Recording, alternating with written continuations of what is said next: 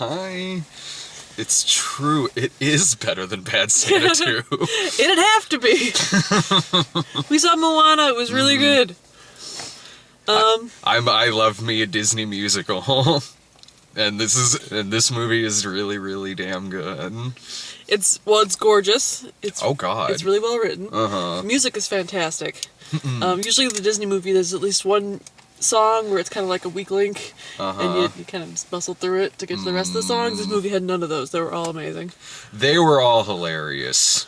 And the animation, before I get to the animation, it's almost slightly a miracle this movie is as great as it is, considering how I saw like 7 names on the end when they credited it to story or something like that, which can sometimes be a sign of like, oh, it took 7 people to write this. One person to break it and 6 people to try to fix it. Yeah. But no, like in terms of the animation, like this is some of the best animation I've ever seen. Yeah. Like ever. Jackie Cation's husband, I believe, says that you can tell what the animators are working on by the shorts that they put out. Yeah. And they put out that, the lava one that made me cry, and the sandpiper one. So you could kind of tell that they're working on water, and they're working on sand, and they're working on giant people islands. So what are they working on next, considering that the short at the short was like this? A dude, you could see the inside of his brain, so maybe they made it for Inside Out, but then we got around now to putting it out. It was like Osmosis Jones meets Orson Welles' The Trial. It was actually really good, and had kind of an 80s beat to it, too. Yeah, it was like you could see the inside of this guy, and it was like his brain, and they were all anthropomorphic, and his heart, and his lungs, and his stomach, and his bladder, and they were all just kind of like having a little drama inside, trying to figure out this guy's day and how he should comport himself. And it was playing out. It was playing out scenarios in which he would die, in which I guess there's only one person at his funeral, and it's a friar. I like the little scenarios, because it's like, man, that's how my brain works sometimes. It's like, well, if you did this, then this would happen, this would happen, you'd die, and only one person would come to your funeral. Oh shit, yeah. But no, the lady wouldn't like her sunglasses, and then you run into a guy juggling chainsaws. Yeah. And that's just going through a walk in the park. No, the animation in this film is so good it's uncanny, honestly. Like, if I had taken my glasses off, 3D glasses in this, but even if I saw it in 2D, like, if I took either of my glasses off, it'd look pretty fucking real. Like, it's downright uncanny to the point to where I was also in my head like, I also do miss 2D animation. Because it's going to get to a point where you can't tell the difference between an animated film and a live action film. I tend to just disagree, just because this movie was completely gorgeous and they had down pat everything that they were animating, but I feel like you could definitely tell it was a computer animated movie. It didn't fall into that weird, creepy, trying to look real when it's not. Well, that's what I mean. Like, if I took my glasses off, there would be shots in this movie that would be a lot like that. And then Moana would show up with her big buggy eyes. Even then, I would just think, that's just a person with the crazy eyes. But, but it is true. Like, regardless of how great animation is going to get in great movies, there's always going to be Rock Dog. There's always going to be Norm of the North and The Wildlife. True enough. And things like that. And like in movies like this, I mentioned her buggy eyes. It's going to get more and more realistic, but the ratios are probably going to stay the same. That Disney princess ratio. Yeah. And Moana is she's got a normal person body, and I really appreciate that. But she's still got her head is half eyeballs, Disney ratio. And so I feel like if they got any more realistic with that, it would have creeped me right the fuck out. Well, at the same time, her hair is also wildly realistic. Yeah, her hair was fantastic. That was, the movie is downright stunning, but beyond that, it's a funny movie. Like, it's got everything you'd expect to see in a movie like this, where it is funny, it does have the cry moments in it, it does have serious stuff, it does tug at the heart and all that. I cried 5 times. Like Disney movies like that do. But it also kind of has a lot of jokes in it about other tropes from other Disney films. Not that it's like knocking them by any means, it's just kind of having fun with it, where Dwayne Johnson says to her, like, you've got a red dress and you've got an animal sidekick. You're a princess. Or, like, it is a musical, and the songs are beautiful. They're either hilarious or just catchy, or they're perfect in the moments that they're in. But also you have jokes in it where... Like, or The Rock was like, if you break into song right now, I will punch you. Or the Crab, Jermaine Clement, who says, like, well, I can tell you my story, but I'm going to do it in song. It's really funny. This movie has one of those amazing, like, Steel Magnolia moments where, like, it hits you at the end and you start crying, and then immediately something hilarious happens, so you're crying and also laughing, and I absolutely love it when a movie does that. Remember that part in Steel Magnolias where Julia Roberts' ghost came back when Dolly Parton was stranded out at sea? No, it's the end. Julia Roberts' funeral, and they'll picking on Huiza. It's a Steel Magnolias moment. Fuck you. I like Steel Magnolias. I haven't seen it in a long time. I remember enjoying that film. I think she was an idiot, but, you know. Julia Roberts' character.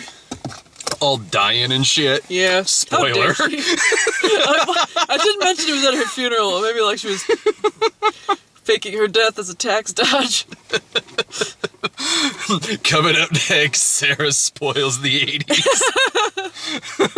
It's going to be a short show because I've only seen like 5 80s movies. Are they very spoiler heavy? Yes. Here's what I think of the ending of Beaches. Nope. So Try again. sad. Didn't everyone die at the end of Beaches? No, just Barbara Hershey. Because maybe I poorly spoil the end of 80s movies. Beaches, everybody dies. Oh no, you're thinking of the day after. Roadhouse. They're both the same. It turns out that he's a ghost. Roadhouse. It turns out he fights a guy who used to fuck guys like him in prison. Then he gets his throat ripped out. That's a classic. I only know the only thing I know about that movie is because of when Andy recreated it in that episode of Parks and Rec. Yeah. That's classic Swayze. So much more tear-jerky than Ghost. This is not true. We were gonna watch. It was in the stack of movies me and Brian pulled out to watch after Friendsgiving the other day. But we ended up settling on Blade 2 instead. You should have gone with Roadhouse. We just picked movies that made us laugh. So we had like Blade 2. I love Blade 2. That Darn Cat. Yeah, hell yeah. Titus, the 2-disc set. Oh, the Anthony Hopkins. Yeah. You should have gone with Roadhouse. Oh, so good. Just not Roadhouse 2, though. There's a Roadhouse 2? Oh, there is, and it's a piece of shit. Oh, no. It's a direct-to-video movie. I don't know. It's about, it's about his son. Whatever. You can tell we really... We don't care. You can tell we really recommend this movie. We're talking about Roadhouse. Roadhouse 2, which is about his son, apparently. I love the chicken in this film. The chicken was fantastic. Did you get the feeling that maybe there was more pig in this movie originally, and they ran it past some focus groups, and the focus groups were like, Because the few times it showed up, it was a little annoying and weirdly person-faced, and then it just disappeared. I didn't mind the pig at the beginning, but I could have swore, unless I missed it, I could have swore there was a part in the trailer that featured the pig that wasn't in the actual movie. Or the part where they're, like, listening to the story on the beach, and the pig's like, yeah! Oink! Like, did I miss it, or was that not in the movie? I don't think it was in the movie. Like I said, I think they pulled some of the pig out of this movie. Oh, well, I mean, I enjoyed... When the pig fell in the water, I was genuinely worried. I was like, no, pig, no. Yeah. I enjoyed that. I mean, I liked the pig, and I liked the chicken, and I enjoyed that... Not that I have a problem with talking animals in Disney movies, I don't, but I enjoyed the fact that it wasn't in this movie. That chicken was hilarious. It was a mixture of Gobbles from South Park and my cat Chloe. And then he was trying to eat straight garbage and would not stop no matter how much you tried to deter him. Yep. And just walking back and forth. Man, Chloe loves her some garbage. Bumping her head into things, trying to get outside, even though she knows she's not going to like it. But she's got rocks in her head. She's simple. She's a simple cat. My cat Chloe is, she's simple. Plus he was rail thin the way Chloe is, and not like an unhealthy way, but in like a maybe you're a little bit too stupid to thrive way. It looks like, if you look at her and Lloyd, it looks like Lloyd steals all of her food. But it really does, but she eats. She's just wee. Yeah, she eats more than Lloyd. Because Lloyd sticks to his... Because Lloyd only eats actual food. Yeah, Lloyd eats his food. He doesn't go around eating trash. But the chicken was hilarious. He had great comedic timing. He was kind of reminding me of, that Scrat thing from Ice Age. Oh. But in that, it's like a good comedic timing, bug-eyed, sympathetic character. Dwayne Johnson was great in this. I was a little worried at first. In the previews, he seemed a little annoying. Well, in the previews, I didn't really think one way or the other because I mainly just kind of saw a lot of teasers for this film. But when one of the first jokes that he has in this movie was a Twitter joke, at first I was like, oh, don't go pandery, please. Please don't. And really, that's the only joke like that in this film. I think I was just to sort of introduce him and show that he was the, like,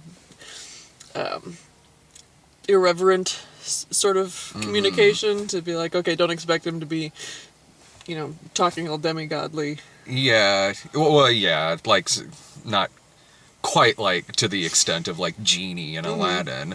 Like, but, well, it's like...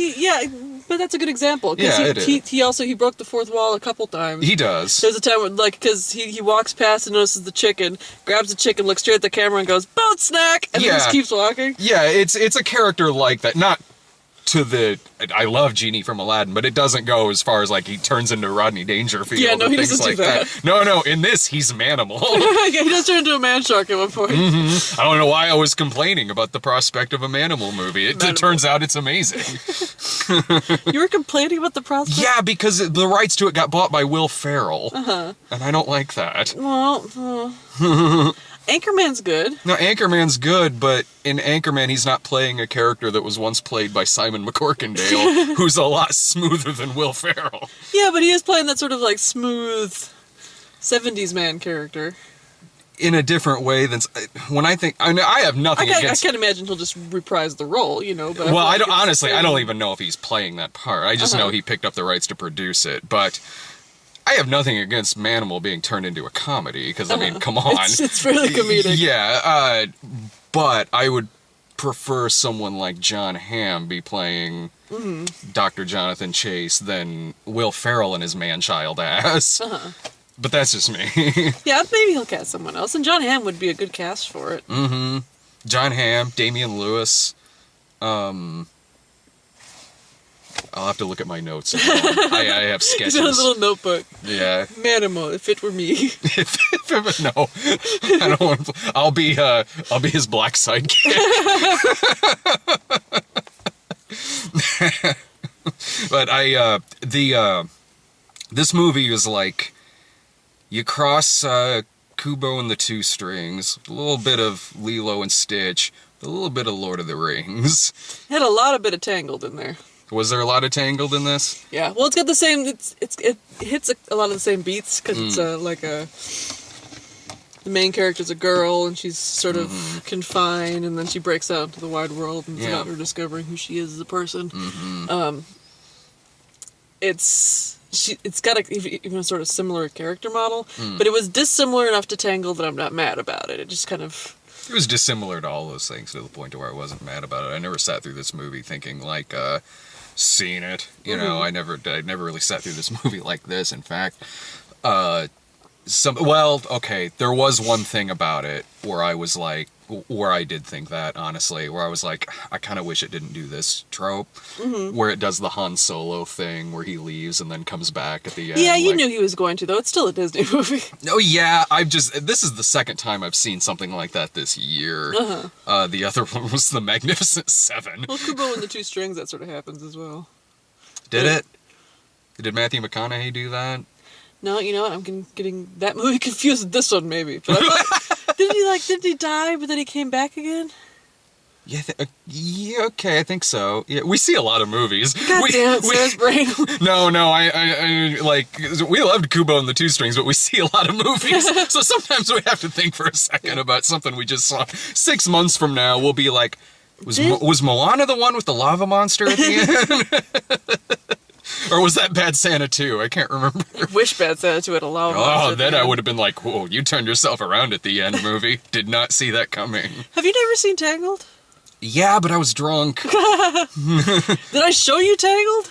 We put on Tangled drunk one time. Okay, that makes... Because Tangled is one of my favorite... Like, my favorite Disney movies, like Tangled, Emperor's New Groove, Grey Mouse Detective. Dumbo. Hell yeah. Dumbo has not aged well, but I still love me some Dumbo. My favorites, Dumbo, Pinocchio, Lady and the Tramp, Robin Hood. You know, I've seen Lady and the Tramp, but I remember, like, fuck all about it, except for the spaghetti scene. What about the Siamese cats? I remember the Siamese cat because when I was real little, I had a keyboard that came with, like, a book that had, like, some really super random Disney songs in it, and for some reason it had the Siamese song in there, so I knew all the words to it. We had that song in one of our music books at school, in grade school, like one of those random books. Like, it wasn't sung quite so... Did you have to do it in the voices? Well, yeah. We are Siamese. If you please. Ding, ding, ding. No, the voices on the record weren't quite as, I mean, maybe a little. It was still the 80s after all, when at the same time it was a different time. Heathcliff was on TV with the Siamese twins going, oh, Heathcliff, like, you dishonor us, the Siamese twins. You don't remember that episode of Heathcliff? Nope, I sure don't. I didn't watch Heathcliff. I watched Garfield and Friends. I watched them both. I would watch It's like Twizzlers versus Red Vines. You gotta pick a side. Well, Twizzlers are better. Obviously. Objectively better. Okay, well, what about U.S. Acres versus the Cadillac Cats? U.S. Acres, every time. Well, U.S. Acres if it's a Power Pig episode, definitely. I liked Lanolin, the girl sheep. Yeah. She was sassy. I liked, the duck's name was Wade, right? I can't remember. I liked his inner tube that had, like, different facial expressions on it. And, again, the Power Pig. Now, the Cadillac Cats are better if you're just baked out of your mind and want to see some 80s cats on roller skates rhyming with each other. I'll remember that. Will you? I won't be. What I like about the end with the lava monster in this is that, first of all, again, gorgeous. It's gorgeous and haunting. Fuck. But the way the lava monster is defeated is almost like it's begging movie cynics to hate this film. Why would movie cynics hate it? A movie where the lava monster and the monster is kind of like defeated through like song, which includes the power of love and song, like. Yeah, like that right there, like, can't you see the most cynical moviegoer in the world sitting through something like that and going, ugh, gag me? I can see the most cynical movie reviewer in the world saying, ugh, gag me, but then I can see the entire world turning to them as one and shouting, it's a Disney movie! No, I agree. I totally agree with you. It was like when we were watching Turtles 2 with Dave, and he was complaining, like, you can't live in a subway like that. I think he just does that to fuck with you sometimes. He does.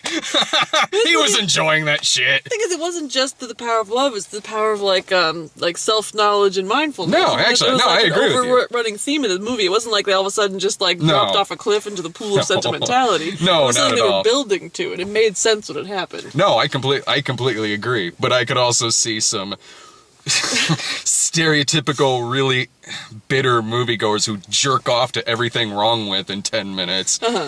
Sitting through something like that and should have going ended like Beauty and the Beast, where the lava monster like fell off and hung itself by accident. No, that was Tarzan. I was thinking, like, didn't Gaston die? Gaston got chucked off the damn building at the thing. Yeah, fuck yeah. Yeah. No, and like it was when that happens in this film, when the sea parts and everything, it is chilling. Like chills go up because they do slow motion in there, and again, the animation and everything is flat out gorgeous. The water animation alone. The water is a character in this film, which is amazing. It's a character, and it's a likable character, too. Because, like, at the end, when I was getting annoyed with that chicken for falling off of the boat every time, and just, like, pick it up and screw it. Fucking chicken! Yeah. And the chicken does live at the end, so that was nice. And, yeah, like you were saying, the ending is just... It's paced so well, and it goes into slow motion, and you're kind of having a dawning realization with her, and the music fits so well. It was Lin-Manuel Miranda and some other dude who didn't write Hamilton, so I don't know his name. Did all the music for it. And Bryan Adams. I was watching the credits, Michael something. 'Cause I wanted to see how many of the songs he actually wrote, and it was pretty much all the ones that were in English, and all the Hawaiian ones were written by a Hawaiian fella. Oh, okay. Well, I saw for score, Mark Mancina's name was on there. Maybe that's who it was. And I was like, he did the music for Speed. Did he? And Bad Boys. And The Rock. Sweet. The Rock was in this movie. The actor, not a physical copy of the movie The Rock. My brain can't tell the difference. This is how I have conversations. Welcome to The Rock. Yeah, you remember the part in the movie where Maui turns to her and says, "Winners go home and fuck the prom queen." Moana's like, "I married the prom queen." I could have swore I've heard that before. In a movie that's far different than this. Far different.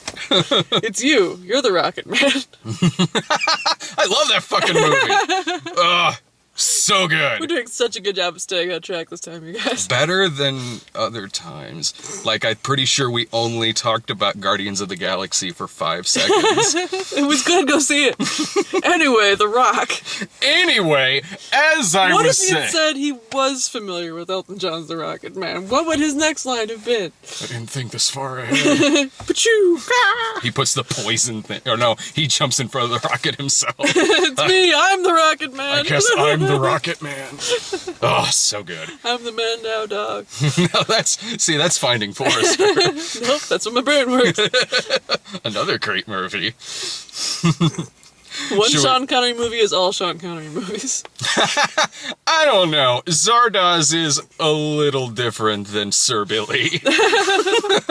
Nope, same movie. Same, right, As far same as my thing. brain's concerned, it's the same movie. Moana, go see it. I'm probably gonna highly recommend I'm probably it. gonna take Dave to go see it in theaters because I think that he'll really like it. I was at the bathroom for some of the previews, but I walked in during Smurfs Lost Village, which I've never seen the other Smurfs movie, but Don't this need one to. looks fine. It looks funny. This one seems like it's being made with the idea that you don't have to see the other two. Probably Like, because the other two are not very good. no, I mean, what I like about the... I don't know if it'll be any good, but, like, what I at least like about it is... At least it's like, we found a portal, and now we're going to New York City to hang out with Neil Patrick Harris for 90 minutes. Like at Seems least... like this one is just all in Smurf Town. Well, yeah, which is what it always should have been. Like, so I don't know if it'll be good or not, We have but to see terrifying Hank Azaria and Gargamel makeup. yeah, damn. That was one of the highlights of those movies. I've never seen these movies, and I'm still terrified by the prospect of Hank Azaria and Gargamel makeup. Hidden Figures, which is the black ladies working at NASA. Yeah, We've seen most of these already. yeah, Born in China! Oh! The Baby Monkey movie! yeah. With it's one of the Disney I heard you nature. guys giggling about something over it. I can't remember what we were. Was it? I think. I can't remember, but in my head, I was like, I wish at some point one of these Disney nature movies, they would just straight up just title it, "Whoa!" Just A and 7 W's. That's me for the... I'm like slowly solidifying my transition into a Facebook mom, because like the second those baby monkeys popped up, I'm like, yay! That's a panda, and he's doing a little flip, but he can't because he's too wee. I will watch it 5 times. I hope it's in 3D. No, that looks adorable. Yeah. Ryan, do you send people to those kind of movies, like the one with the Monkey Kingdom? Or... I haven't before, but it wasn't because of the movie. I think it was always because the ones before, they always came out on a weekend where there was like 3 other movies or something like that, and when that happens, sometimes one will just get skipped. But no, I mean, the movie looks perfectly fine. Yeah, well, it seems like too that'd be one where it would be funnier to send someone who'd be straight up annoyed by a movie like this. Well, like Brian. Yeah. Just said like Send some Brian and Dave to it. Yeah. If you said me, I would just be clapping at the baby monkeys for the entire movie. They're Yeah. so tiny. They're like monkeys, but tiny. Their faces look like people faces. He's learning how to use tools, eat bugs. Sing, which, okay. Even though I've seen that movie already, damn, we saw it at a preview screening, I still have to sit through a month's worth of more trailers for it. But I will say, the trailer represents the movie perfectly fine. Except in the movie, they are not playing Dream On. It's those sons of bitches. So they didn't ever play that song in the movie? No. That's annoying. I like that song. I like the Aerosmith version. I will tell, there's a poster out front for Sing, and I only noticed this time. in the background there's kind of like albums arranged behind the, I think it's the elephant character. Then they're all kind of plays on actual albums, and says one's like Baboon 5. And my favorite is on the corner, it says No Trout, and it's kind of styled against the No Doubt Tragic Kingdom album cover. It's got a picture of like a fish in a pinup costume, and it made me laugh, so I took a picture that said to Dave, and he's responding with, no! Oh, come on, man. I think you mean yes. I think you mean yes, No Trout. Lego Batman. That looks amazing. I want to see that. I'm a friend to any trailer that uses "We Built This City." One of my favorite songs ever. So it wasn't a bad mix of it either. No, it really wasn't. Like, usually I'll say like the trailer made me laugh. I don't think there was a point in this trailer where I wasn't at least laughing a little bit. Yeah, it's very funny. Yes. The back and forths with him and Robin are great. I hope I go to that one. This guy. Beauty and the Beast. Apparently the internet's mad that the Beast looks too ugly. What? Which is strange. The rose is too red. He's a beast, you know? He's a beast! It's Matthew from Downton Abbey. It's Dan Stevens, yeah. Yeah. I love Dan Stevens. And I love Emma Watson. Yeah, it looks fine. I was saying that I'm mad that Jerry Orbach is dead, so he can't reprise his role as the Candlestick. The movie, maybe it'll be good, but I'm also just kind of like, why? Like, I mean, it's not just another adaptation. It's a straight up remake of the cartoon. And so I'm like, I am kind of like, why? And then why are you? Yeah, and also, given how much CGI in it, it might as well still be an animated film. Like, she's live action, but it's also... What was there, like, why was the Cinderella movie that they made a live action version? I didn't see it. No. Because I think that, it seemed like for that one they changed some stuff and tried to make it more time period appropriate. I mean, we saw the Jungle Book, and that had stuff in it that was new, and then some stuff that was...